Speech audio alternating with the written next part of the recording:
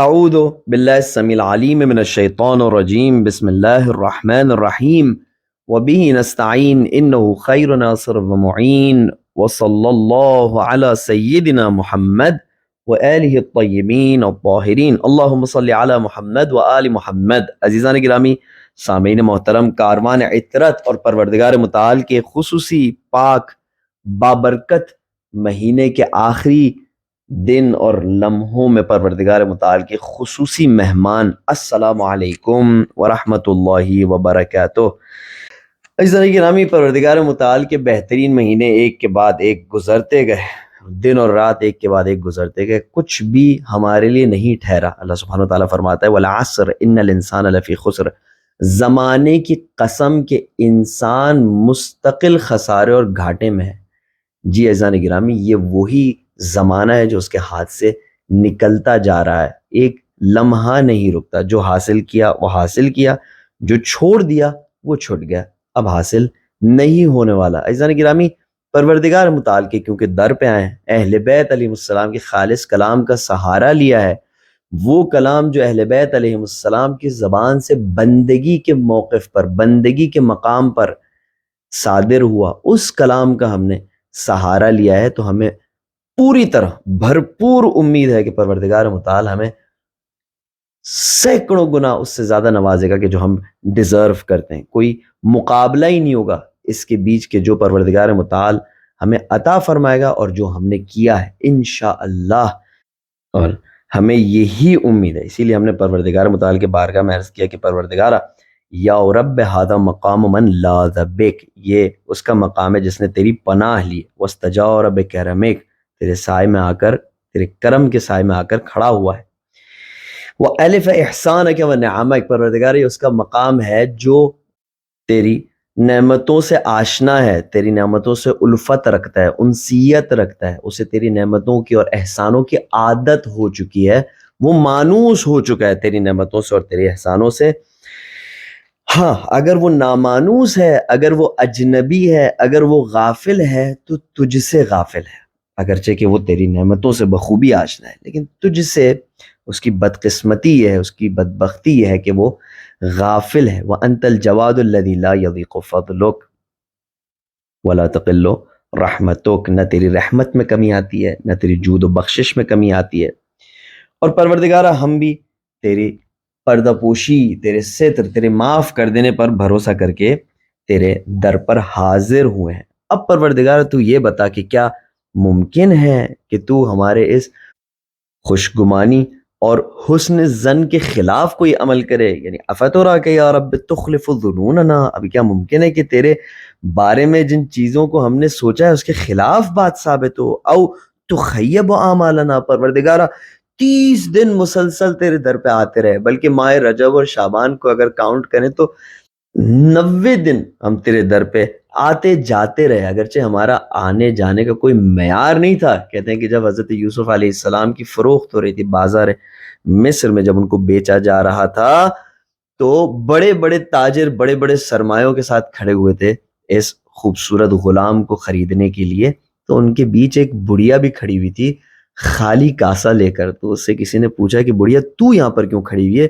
نہ تو کوئی سرمایہ دار ہے، نہ تو تیری شکل و صورت ہے، نہ تیرے پاس کوئی پیسہ ہے، تو کس خوشی میں اس صف میں کھڑی ہوئی ہے جو یوسف کے خریداروں کی صف ہے؟ بڑھیا نے کہا یہی تو بات ہے، میری خوشی یہ ہے، میں اسی بات پر خوش ہوں کہ میں یوسف کے خریداروں کے صف میں کھڑی ہوں، میرے لیے یہی بہت بڑا اعزاز ہے۔ عزیزان گرامی، ہمارے لیے بھی یہی بہت بڑا اعزاز ہے کہ جن کلمات کو اہل بیت علیہ السلام نے استعمال کیا، ہم نے ان کلمات کو استعمال کیا، ان پر غور و فکر کیا، ان کا حق ادا کیا، جو قربانی دے کر اہل بیت علیہ السلام نے ہم تک کلمات پہنچائے، اور جو اپنے خون کو دے کر، جو شہادتیں دے کر ہم تک ہدایت پہنچائی، تو ہم نے کم سے کم اتنی زحمت کی کہ اس کلام کو پڑھیں اور اس پر غور و فکر کریں۔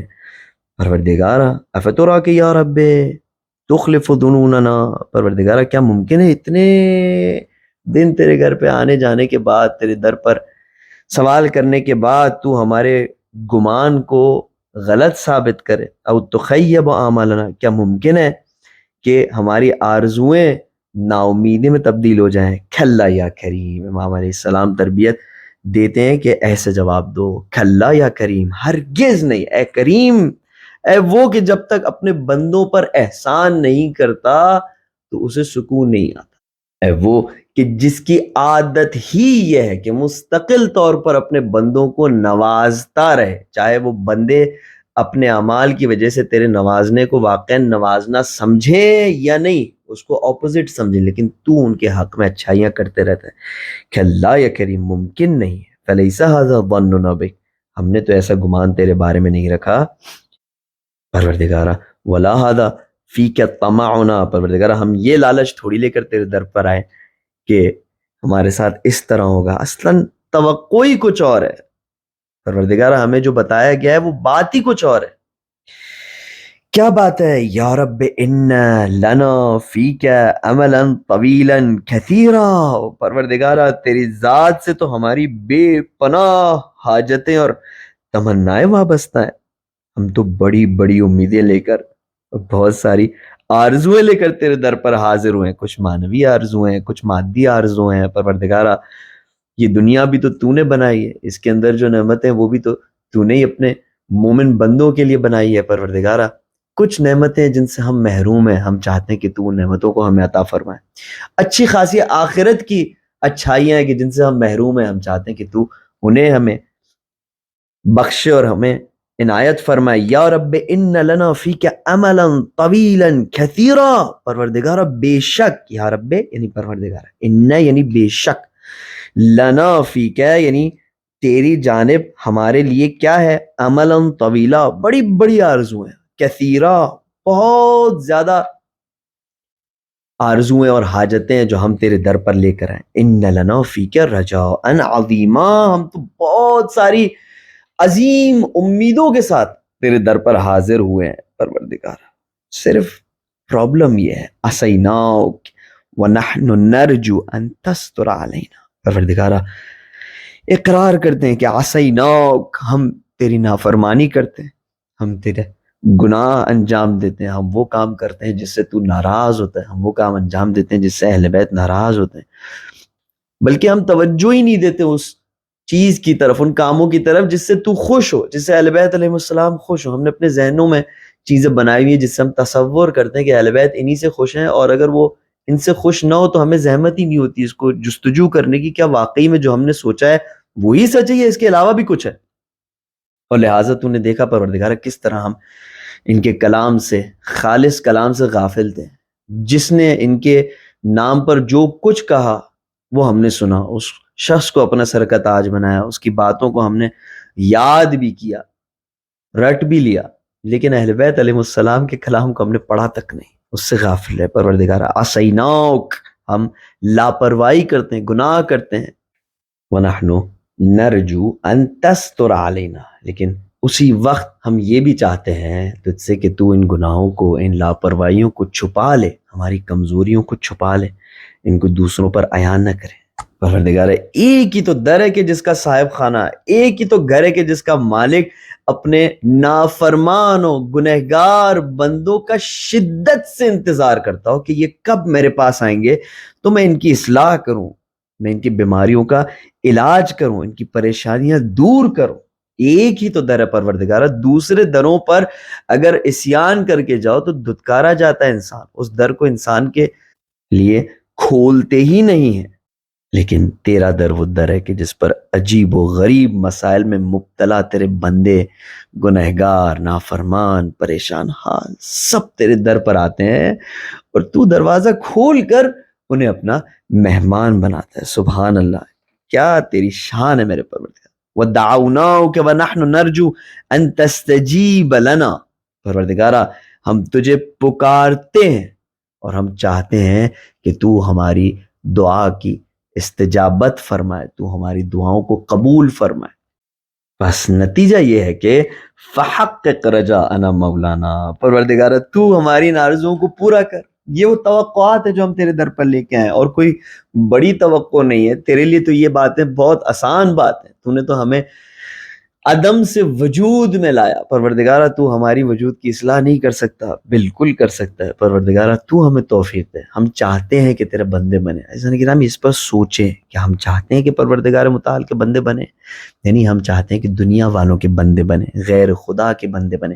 ایویلویٹ کریں فلاح کا راستہ، کامیابی کا راستہ، پروردگار متعال کے بندگی کے راستے اور پروردگار متعال کے عصیان کے راستے میں اتنا ہی فرق ہے کہ کیا ہم چاہتے ہیں یا ہم چاہنے کا صرف دعویٰ کرتے ہیں، اور اس کا اثر ہمارے اعمال میں ظاہر ہوتا ہے۔ ہو سکتا ہے کہ کوئی چاہے لیکن کمزور ہو، اس کی کمزوریاں پروردگار متعال پوری کرے گا۔ ہو سکتا ہے کوئی چاہے لیکن بار بار گناہ میں مبتلا ہوتا ہو، غلطی کرتا ہو، پروردگار متعال اس کی غلطیوں کا ازالہ کرے گا، اس کی مدد کرے گا۔ لیکن جو نہ چاہتے ہوئے صرف ایک ڈھونگ رچانے کے لیے، صرف ایک دعویٰ کرنے کے لیے، صرف اس لیے تاکہ کچھ نہ کچھ وہ کرتا رہے، اس بات کا دعویٰ کرتا ہو، وہ شاید اچھے بھی کام کرے تو اس کو وہ صلہ نہ ملے جو ایک مخلص بندے کی غلطیوں کے باوجود اس کو صلہ ملتا ہے۔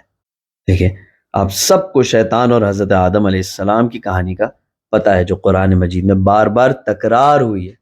شیطان نے ہزاروں سال عبادت کی، وہ درجہ حاصل کیا کہ وہ فرشتوں سے افضل ہو گیا، اور پروردگار متعال نے بھی اس کو اس درجے سے نوازا۔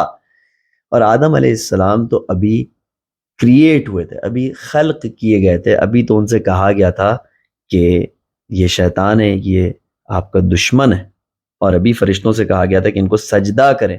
تو حضرت آدم علیہ السلام نے کیا عمل انجام دیا ہوگا شیطان کے مقابلے میں، اور شیطان نے کیا کیا اعمال انجام دیے تھے، اور دونوں نے غلطی کی۔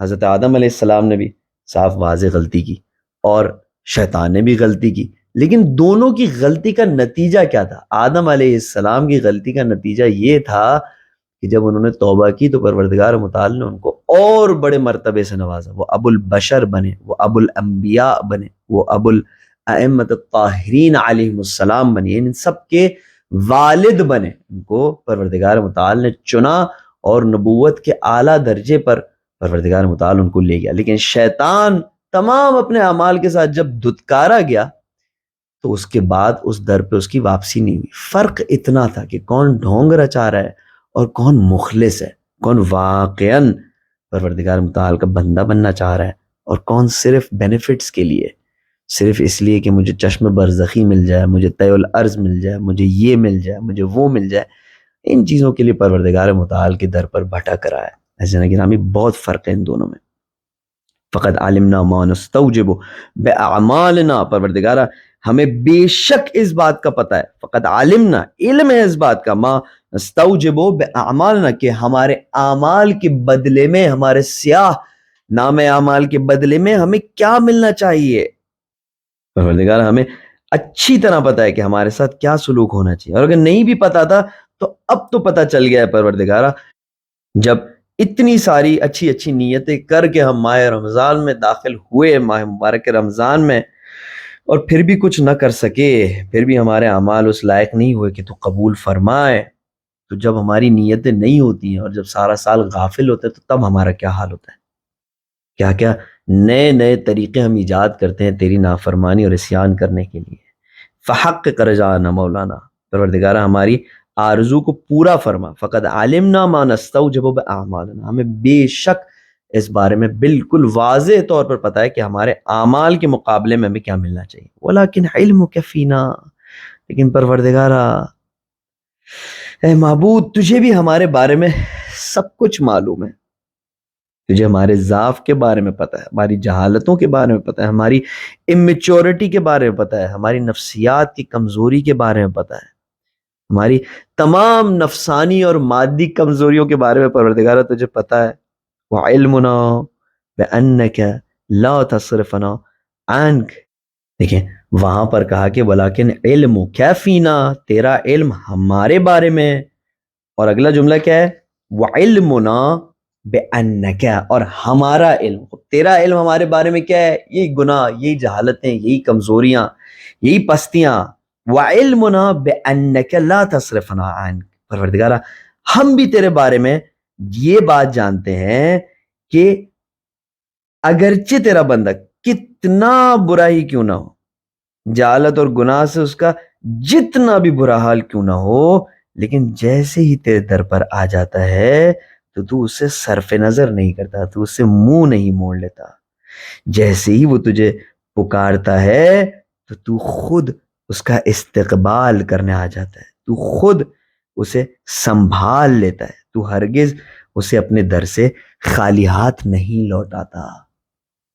فَأَنْتَ أَهْلٌ أَن تَجُودَ عَلَيْنَا، پس لہٰذا اب جب ہمارا علم تیرے بارے میں یہ ہے، جب ہمیں تیرے بارے میں یہ بتایا گیا ہے، بس فَأَنْتَ أَهْلٌ أَن تَجُودَ عَلَيْنَا، پس اے پروردگارا تو وہ ہے کہ جو اس بات کا اہل ہے، تو وہ ہے کہ جس کی یہاں سے توقع رکھی جاتی ہے کہ اپنے بندوں پر بخششیں کرتا رہے، ان کو نوازتا رہے۔ ہم نے تو وہ کیا جس کے ہم اہل ہیں، لیکن تجھ سے ہمیں یہ توقع ہے۔ وَعَلَى الْمُذْنِبِينَ بِفَضْلِ سَعَتِكَ، پروردگارہ تیری جود و بخشش ہم پر بھی جاری ہو اور تیرے تمام گنہگاروں پر جاری ہو۔ وَعَلَى الْمُذْنِبِينَ، جملہ یہ ہے، فَأَنْتَ أَهْلٌ، تو اہل ہے کس بات کا؟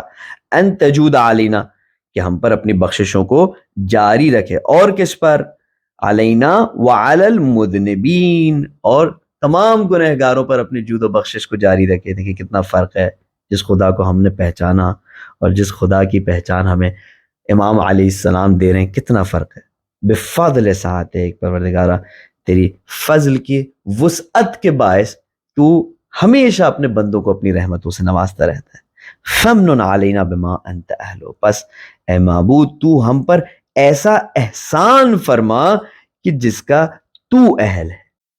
حضرت گرامی معذرت کے ساتھ کہ وقت طولانی ہو گیا، مطالب اتنے آپس میں جڑے ہوئے تھے زنجیر کی طرح کہ ان کو بیچ سے توڑنا ممکن نہیں تھا۔ اپنا خیال رکھیے گا، اپنی دعاؤں میں ہمیں یاد رکھیے گا۔ سبحان ربک رب العزت عما یصفون وسلام علی المرسلین والحمد للہ رب العالمین، والسلام علیکم ورحمۃ اللہ وبرکاتہ۔